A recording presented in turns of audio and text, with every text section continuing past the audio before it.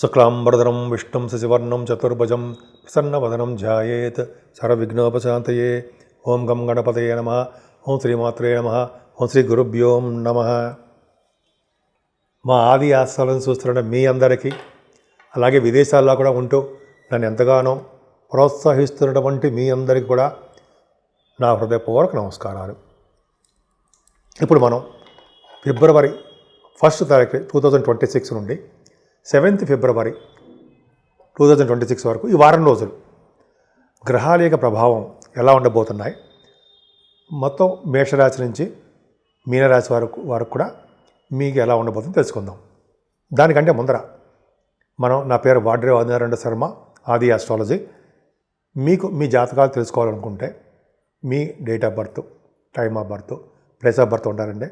వివాహాది వేడుకలు కానీ, అదే చదువు రావట్లేదు చదువు గురించి కానీ, లేకపోతే ఉద్యోగ సమస్యలు కానీ, అనారోగ్య సమస్యలు కానీ, అనేక రకాల సమస్యలు, ఫారిన్ కంట్రీస్ వెళ్ళడం కానీ, ఇవన్నీ జాతకాల్లో ఉంటాయి. మీరు తెలుసుకోవాలనుకుంటే తప్పకుండా మీరు నన్ను కన్సల్ట్ చేయండి, లేదా నా వాట్సాప్కి మెసేజ్ పెట్టండి.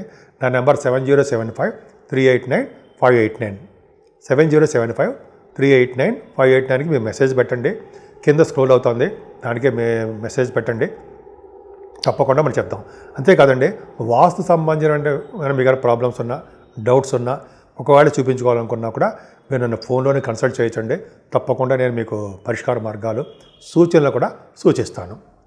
నేను యాక్చువల్గా 1990 నుంచి నేర్చుకున్నానండి. 1990 నుంచి కూడా నాకు జాతకాలు వచ్చు. 85 నేను సింగరేణిలో చేరాను. అసలు పక్కన పెడదాము. 35 ఇయర్స్ నుంచి నేను ఇందులో ఉన్నాను. ప్లస్ 34 ఇయర్స్ నాకు ఫైనాన్స్ అండ్ అకౌంట్స్లో నేను సింగరేణిలో అకౌంట్స్ ఆఫీసర్గా ఉన్నా. సరే, అది పక్క పెడదామని, కొత్తగూడెం పక్క పెడదాం.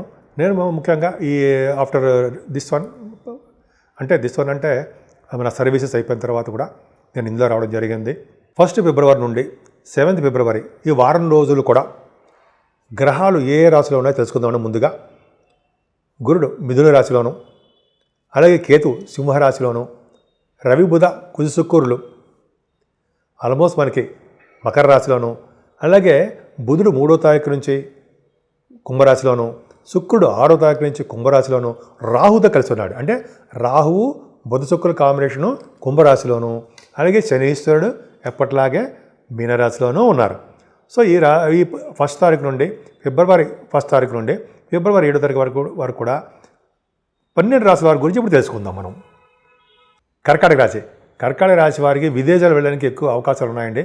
అలాగే కుటుంబంలో చిన్న చిన్న ప్రాబ్లమ్స్ ఉంటాయి, కలతలు ఉంటాయి, కుటుంబంలో వృద్ధి తక్కువగా ఉంటుంది, మీకు ముఖవర్చస్సు తగ్గుతూ ఉంటుంది, కంఠధ్వని తగ్గుతూ ఉంటుంది. ఎక్కువగా పాటలు పాడాలనుకునే వారికి కూడా అంత అద్భుతమైన అవకాశాలు రావు.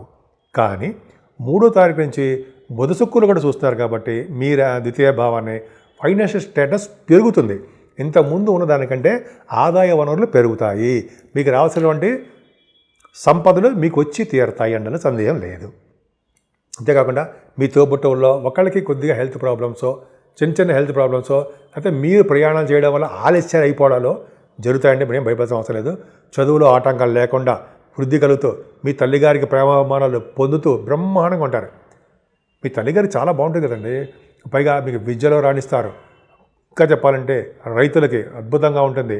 వాడికి పంటలో నష్టాలు రావు, సంతోషంగా ఉంటారు. మ్యూజిక్ రంగంలో బాగా సక్సెస్ అవుతారు. కొంతమంది బంగారు ఆభరణాలు పూర్తభావం బాగుంటాయి, అది కొనుక్కుంటారు. సుఖ సంతానం విషయంలో ఏమాత్రం ఇబ్బంది పడరు.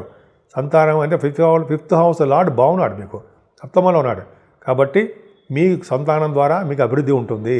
వివాహాది వేడుకలు, వివాహ శుభకార్యాలు, భర్తల యొక్క అనురాగము, దాంపత్య జీవితం బాగుండడానికి అవకాశాలు ఎక్కువ ఉన్నాయి. మీరు కోరుకున్న సంబంధం కూడా మీకు వస్తుంది. ఎందుకంటే రవి బుధుల కాంబినేషను సప్తమంలో ఉంటే మీరు కోరుకున్న సంబంధము, మీరు నచ్చిన సంబంధమే వస్తుంది. ఇంతకుముందు దూరమైనవన్నీ మీకు వచ్చి తీరతాయి. కానీ అష్టమంలో రాహు, అష్టమంలో బుధ శుక్రులు తప్పు కదా, నిజంగా తప్పారండి. కానీ ఇక్కడ బుధ శుక్రుల వలన సినిమా రంగ పరిశ్రమలో ఉన్న వారికి బాగా సక్సెస్ అవుతారని మాత్రం నేను చెప్పగలను. ఎందుకంటే డబ్బులు బాగా రావడానికి అవకాశం ఉంది. నృత్య కళాకారులకి, అలాగే సంగీత కళాకారులకి, డబ్బింగ్ ఆర్టిస్టులకి మంచి అద్భుతమైన అవకాశాలు ఉన్నాయి. కానీ రాహు ప్రభావం వల్ల కూడా చిన్న అనారోగ్య సమస్యలు రావడానికి అవకాశం ఉంది. ముఖ్యంగా శని గురుల కాంబినేషన్ వల్ల, భాగ్యంలో శని వల్ల మీ ఆటోమొబైల్ ఇండస్ట్రీస్ డెవలప్మెంట్స్ ఉంటాయి. భార్యాభర్తలు కలిసి మీరు బహుశా తీర్థయాత్రలు కానీ, ఫారిన్ కంట్రీస్ కానీ, మీరు చేయడానికే ఎక్కువ అవకాశాలు ఉన్నాయి. ఫారిన్ కంట్రీస్ కూడా వెళ్తారు. అంతేకాకుండా మీరు తీర్థయాత్రలు ఎందుకు చెప్పినట్టు తీర్థయాత్రలు చేస్తారు. మీ యొక్క బిజినెస్ బాగా సక్సెస్ అవుతాయి. అద్భుతంగా ఉంది. మీ ప్రొఫెషనల్గా థ్రిల్లింగ్ చాలా బాగుంటుందండి. ముఖ్యంగా సాఫ్ట్వేర్ రంగ ఉద్యోగస్తులకి అనువైన కాలం అని చెప్తాం. ప్రమోషన్స్ కూడా వస్తాయి. గవర్నమెంట్ సంబంధించిన ఉద్యోగస్తులు కూడా ప్రమోషన్స్ వస్తాయి. వ్యయభావంలో ఉన్న గురు ప్రభావం కూడా ఎక్కువగా డబ్బులు ఖర్చు పెడుతుంటారు. దైవ దర్శనం కోసము, దేవతారాధన కోసము, ఫారిన్ కంట్రీస్ వెళ్ళడం కోసమే డబ్బులు ఎక్కువ ఖర్చు అవుతాయి. ఎందుకంటే 9th హౌస్లో శనీశ్వరుడు, 9th హౌస్లో 12th హౌస్లో గురుడు ఖచ్చితంగా విదేశాలు వెళ్తారన్న సందేహం లేదు. కాబట్టి చూసుకోండి, చాలామంది ఫారిన్ కంట్రీస్ వెళ్ళే వాళ్ళందరూ కూడా కర్కాటక రాశి కూడా ఉంటారు. అలాగే ధనురాశి వాళ్ళు ఎలా ఉంటారో కర్కాటక రాశి వారు కూడా, కుంభరాశి వారు ఎలా ఉంటారో కుంభరాశి, ధనురాశి, కర్కాటక రాశి వాళ్ళు వీరందరూ ఎక్కువ ఉంటారు ఫారిన్ కంట్రీస్ వెళ్ళడానికి. రీజన్స్ కూడా చెప్పా. ఇప్పుడు మనం పరిష్కార మార్గాల గురించి తెలుసుకుందాం. 12 రాశుల వారు కూడా, అంటే మేషరాశి నుంచి మీనరాశి వారి వరకు కూడా 12 రాశుల వారు ముఖ్యంగా చేసుకోవాల్సిన పరిష్కార మార్గాలు అంటే మనం ఏ పూజ చేస్తే బాగుంటుంది అనేది తెలుసుకుందామండి. ఇలా చేసినందుకు మాత్రాన ఒకేసారి మనకేమీ లైఫ్ మారిపోదు. కానీ మనకు వచ్చే అడ్డంకులు అంటే మనకు ఏమైనా ప్రాబ్లమ్స్ నుండి కొంచెం బయటపడడానికి అవకాశం ఉంటుంది. ప్రతి రాశి వారు ముఖ్యంగా పూజించవలసిన దేవుడు ఈ నెలలో సూర్యభగవాను ఆరాధన, అలాగే పద్మావతి అమ్మవారు, వెంకటేశ్వర స్వామి వారి యొక్క దర్శనాలు, శివాభిషేకాలు, మేధా దక్షిణామూర్తి గారి యొక్క దర్శనము, ఆయన యొక్క పూజలు చేసుకోవడం వలన సర్వసుఖాలు సర్వశుభాలు పొంది తీరుతారు. మనం ఈ నెల ఫిబ్రవరి 15వ తారీఖుని శివరాత్రి వస్తుందండి.